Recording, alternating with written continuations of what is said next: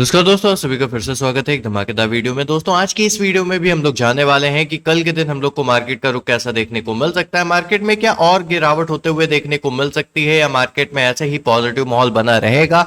Market में ऐसे कौन से बहुत ज्यादा इंपॉर्टेंट इवेंट है जो होने वाले हैं जिसका असर सीधा मार्केट पे हम लोग को देखने को मिलेगा। और मॉर्गन स्टैनली का क्या रिपोर्ट आया है इंडियन मार्केट से रिलेटेड, क्यों हमारे बाजार में विदेशी निवेशक निवेश नहीं कर रहे हैं, जिसकी वजह से मार्केट की लिक्विडिटी पे असर पड़ रहा है और मार्केट में हम लोग को गिरावट देखने को मिले, वो सारी चीजें चर्चा करेंगे। तो वीडियो को अंत तक देखिए। उससे पहले अगर आप BTST होल्डर है तो कल की मार्केट से रिलेटेड आपका कॉल होल्ड है या फिर पुट होल्ड है, एक बारी कमेंट बॉक्स में जरूर बताइएगा, क्योंकि आगे हम लोग मार्केट की ओपनिंग पे भी चर्चा करेंगे कि मार्केट की ओपनिंग आपको कैसी देखने को मिल सकती है। सबसे पहले बात करते हैं आज की ही मार्केट की। तो मार्केट की जो क्लोजिंग हुई थी निफ्टी 50 की, वो अराउंड आपको 23,396 के आसपास देखने को मिली थी। स्टार्टिंग में मार्केट ने हल्की सी गैप डाउन या फिर इसको ऑलमोस्ट फ्लैट ओपनिंग बोल सकते हैं, ओपन करके मार्केट ने थोड़ी बहुत गिरावट की थी। और याद होगा कल मैंने बताया था अगर मार्केट ब्रेक करने में नाकामयाब रहा, 23,500 का लेवल या 23,500 के लेवल के ऊपर सस्टेन नहीं हुआ, तो मार्केट में फॉल आ सकता है अराउंड 23,209 के आसपास तक का, या बोल सकते हैं 23,200 के लेवल के आसपास तक का। तो वैसा ही देखने को मिला। मार्केट हम लोगों का जो है 23,500 के लेवल को ब्रेकआउट करने में कामयाब नहीं रहा, मार्केट में थोड़ी बहुत गिरावट देखने को मिली। अब निचले स्तरों से फिर से वैल्यू बाइंग की वजह से मार्केट हम लोग को ऊपर जाते हुए देखने को मिला है और अराउंड हम लोग को जो क्लोजिंग मिली है वो 23,396 के लेवल के आसपास देखने को मिली है। सेम ऐसी ही हालात हम लोग को बैंक निफ्टी में भी देखने को मिली थी। हम लोगों ने चर्चा की थी कि भाई 53,602 के लेवल के ऊपर अगर सस्टेन होता है मार्केट तो हम लोगों को 54,200 के लेवल तक जाते हुए देखने को मिल सकता है। लेकिन स्टार्टिंग में मार्केट ने ये लेवल लूज किया, हम लोगों को 53,000 जो इसका एक kind of next support zone था वहां तक जाते हुए देखने को मिला और अपने नेक्स्ट सपोर्ट जोन से मार्केट ने यहाँ पे बढ़त की और दोबारा जब 53,600 के लेवल के ऊपर सस्टेन हुआ तो ये हम लोगों का एट दी एंड 54,205 के लेवल तक जाते हुए देखने को मिला। ओवरऑल क्लोजिंग की अगर बात करें तो बैंक निफ्टी की क्लोजिंग काफी बढ़िया और काफी पॉजिटिव हम लोग को देखने को मिली है। निफ्टी की भी जो क्लोजिंग है वो ठीक ठाक है, लेकिन ओवरऑल बहुत ज्यादा पॉजिटिव क्लोजिंग हम लोग को नहीं जाते हुए देखने को मिली।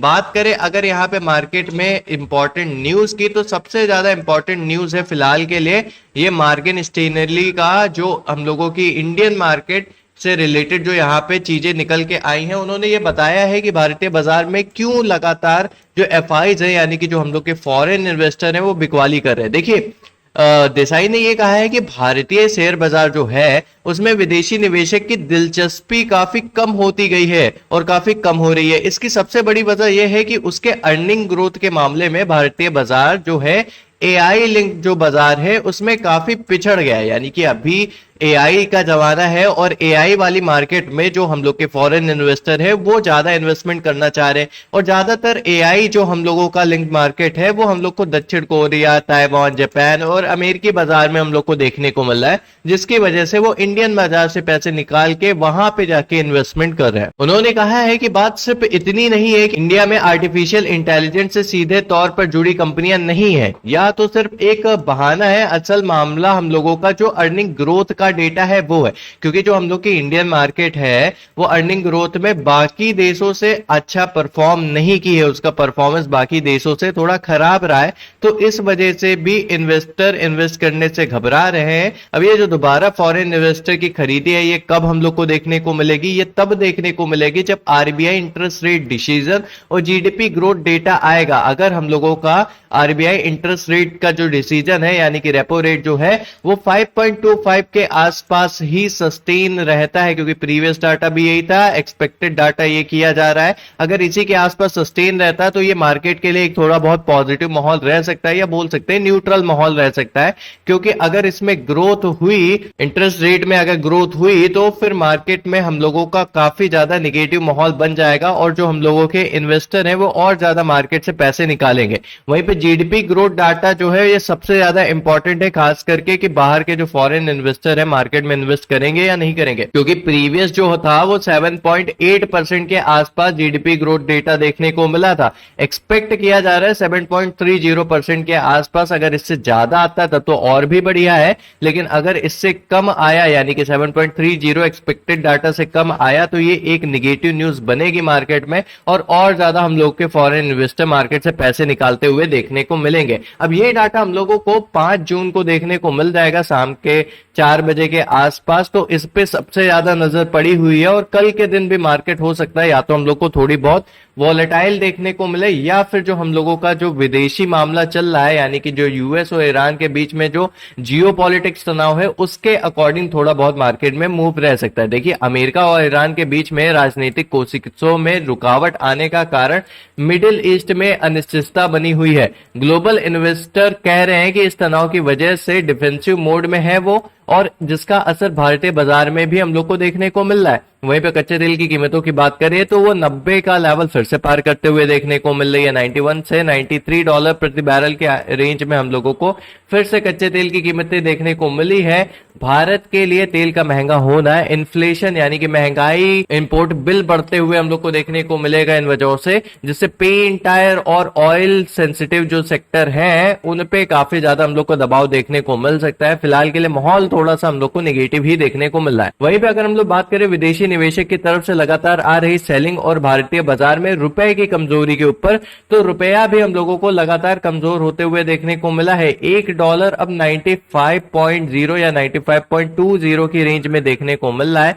जब तक ये 94 पे नहीं पहुंच जाता या थोड़ी बहुत इसमें गिरावट नहीं होती तब तक बाजारों के लिए काफी ज्यादा निगेटिव न्यूज रहेगी। हालांकि ऊपरी स्तरों से बाजार की रफ्तार थोड़ी बहुत थमी जरूर है, यानी कि मार्केट में जो रुपया है ये 96 तक पहुंच गया था, फिलहाल के लिए 95 के आसपास चल रहा है। तो थोड़ी बहुत जो इसमें लगातार बढ़त हो रही थी वो थोड़ी रुकते हुए देखने को मिली, जो कि अच्छी बात है। वहीं पे आरबीआई मॉनेटरी पॉलिसी जो है उस पर सबसे ज्यादा नजर बनी हुई है, खास करके बैंकिंग सेक्टर के ट्रेडर्स की नजर अपकमिंग आरबीआई मॉनेटरी पॉलिसी के आउटलुक पर टिकी हुई है, जिसकी वजह से बैंक निफ्टी में वॉल्यूम और वॉलेटिलिटी दोनों बढ़ते हुए देखने को मिल सकती है। वहीं पे अगर हम लोग बात करें ओआई डेटा की, यानी कि कौन से इंपॉर्टेंट लेवल्स कल की मार्केट से रिलेटेड हम लोग को देखने को मिल सकते हैं, तो निफ्टी में 23,600 और 23,700 के लेवल पे सबसे ज्यादा कॉल राइटिंग देखने को मिल रही है। तो 23,600 का लेवल ब्रेकआउट करना निफ्टी के लिए कल के लिए एक चैलेंजिंग लेवल है। वहीं पे अगर हम लोग बात करें इसके पीसीआर रेशियो की, तो 0.75 से 0.8 के आसपास है, जो कि अभी हम लोगों को बेरिश टू कॉशियस लेवल, यानी कि यहां से और गिरावट भी हो सकती है।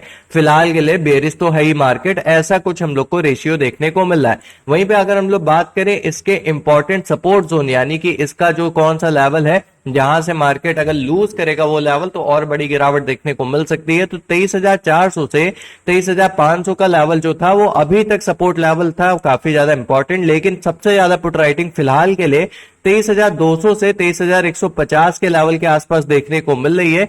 23,400 का लेवल एक पास वाला हर्डल लेवल है, अगर इसको क्लोज करता है तो फिर से ये 23,200 तक जाने की कोशिश करेगी, लेकिन अगर 23,400 के ऊपर सस्टेन रहती है या 500 के ऊपर निकलती है तो ये 600 से 800 के लेवल तक जाने की कोशिश कर सकता है। वहीं पे अगर हम लोग बात करें इस बैंक निफ्टी में, तो 54,000 के लेवल और 54,500 के लेवल पे सबसे ज्यादा कॉल राइटिंग देखने को मिल रही है। अगर 54,000 के लेवल के ऊपर 10-15 मिनट भी मार्केट सस्टेन कर लेती है तो हम लोग को एक बढ़िया उछाल मार्केट में देखने को मिल सकता है। वहीं पे अगर हम लोग बात करें इसकी डिमांड जोन की, यानी कि सबसे ज्यादा पुट राइटिंग कहां देखने को मिल रही है, तो 53,500 और 53,000 के लेवल पे सबसे ज्यादा पुट राइटिंग बैंक निफ्टी में देखने को मिल रही है। फिलहाल के लिए बैंक निफ्टी थोड़ा न्यूट्रल है, क्योंकि आज भी उसमें काफी बढ़िया पॉजिटिव मोमेंटम हुआ था। आरबीआई मॉनेटरी पॉलिसी भी आने वाली है जल्द ही, तो उसका भी असर जल्दी ही मार्केट में काफी ज्यादा देखने को मिलेगा। वो डेटा पे डिपेंड करेगा कि पॉजिटिव असर रहता है या निगेटिव असर रहता है।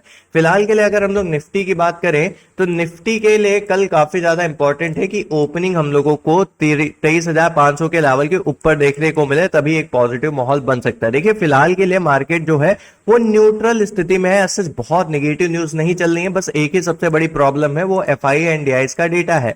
वहीं पे अगर हम लोग बात करें मार्केट की ओपनिंग की, स्टिल हम लोग मार्केट की opening flat to gap up का व्यू लेकर चल रहे हैं। कल हो सकता है थोड़ा बहुत मार्केट हम लोगों को अप डाउन मोमेंटम ही दे या मार्केट हम लोगों को साइडवेज देखने को मिले, लेकिन अगर 23,500 के ऊपर सस्टेन हो जाती है थोड़ी देर भी, तो ये 23,800 या 700 के लेवल तक जाने की कोशिश कर सकती है। अगर ये लूज करती है या मार्केट ओपन होती है 23,300 या 400 के लेवल के नीचे और इसी के नीचे सस्टेन होती है, तो मार्केट में हम लोग गिरावट एक्सपेक्ट कर सकते हैं। बात करें बैंक निफ्टी में भी, तो इसकी भी ओपनिंग हम लोग फ्लैट टू गैप अप की लेकर चल रहे हैं। अगर मार्केट की ओपनिंग होती है 54,300 के लेवल के ऊपर, तो ये हम लोगों को 54,800 के लेवल तक भी जाते हुए देखने को मिल सकती है। वहीं पे 54,000 का लेवल सबसे ज्यादा इंपॉर्टेंट है। अगर इसको लूज करती है मार्केट, तो ये फिर से 53,600 या 53,800 के लेवल तक गिरावट करते हुए देखने को मिल सकती है। बाकी आपका क्या व्यू है मार्केट से रिलेटेड, एक बार कमेंट बॉक्स में जरूर बताइए। वीडियो को लाइक करिए, चैनल को सब्सक्राइब करिए। मिलते हैं नेक्स्ट वीडियो में, तब तक के लिए जय हिंद, वंदे मातरम, धन्यवाद।